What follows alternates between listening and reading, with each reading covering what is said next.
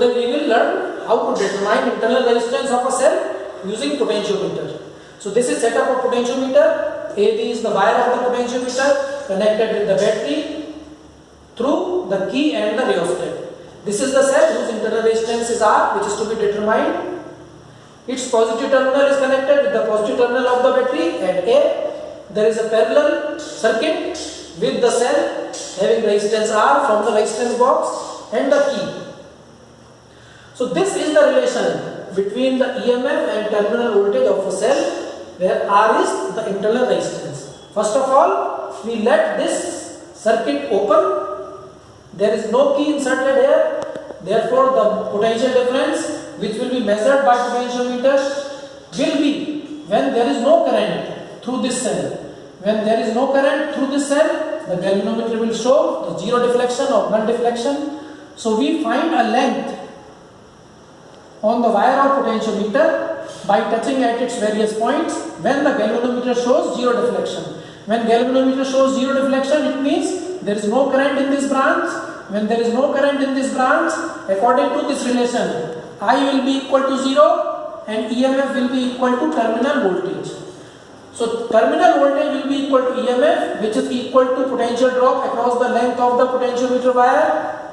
If the balancing length is L1, this EMF will be equal to potential gradient multiplied by the balancing length. This is equation number 1.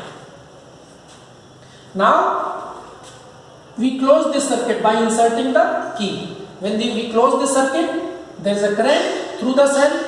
When there is a current through the cell, the terminal voltage becomes less than EMF. And now we find the balancing length on potentiometer wire. Balancing length means when galvanometer shows zero deflection, if the balancing length is L2 and galvanometer shows zero deflection, it means there is no current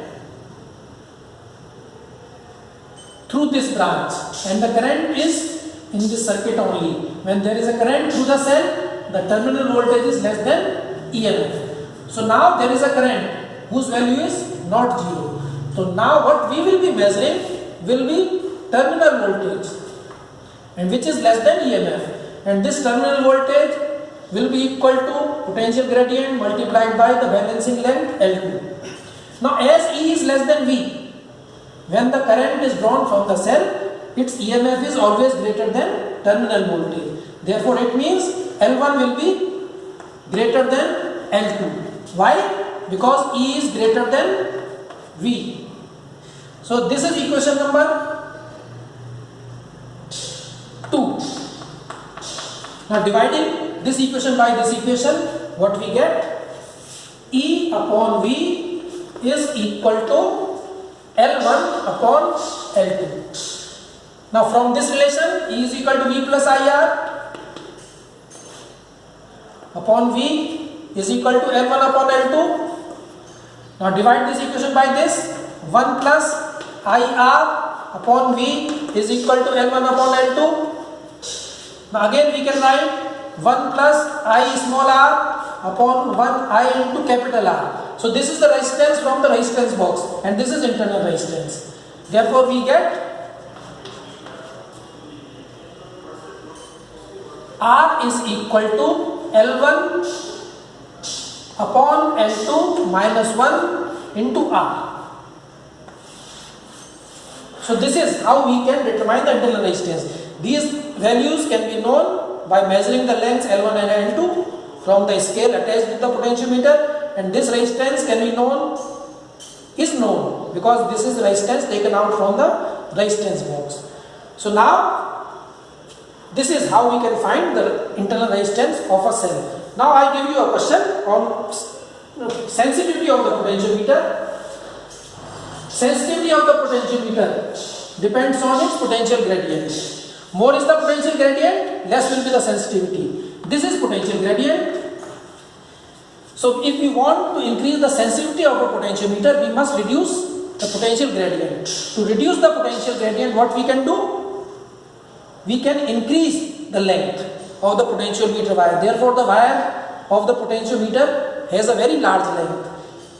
If the length of the wire is fixed, then we can reduce the current through the potentiometer by the use of rheostat. When you reduce the current, V reduces. When V reduces, the potential gradient reduces, and this increases the sensitivity. So one question on this sensitivity.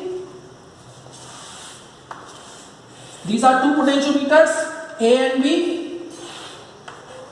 This is V L graph. Which potentiometer is more sensitive? So for this we find potential gradient K given by V upon L. So let us fix the length. For the same length, its potential is less, its potential difference is more. Therefore, value of V upon L is more for A. Therefore, its potential gradient is more. This means it is less sensitive. Its potential difference is less for the same length. Therefore, its potential gradient is less. Therefore, this potentiometer is more sensitive. This is all for today. Namaste.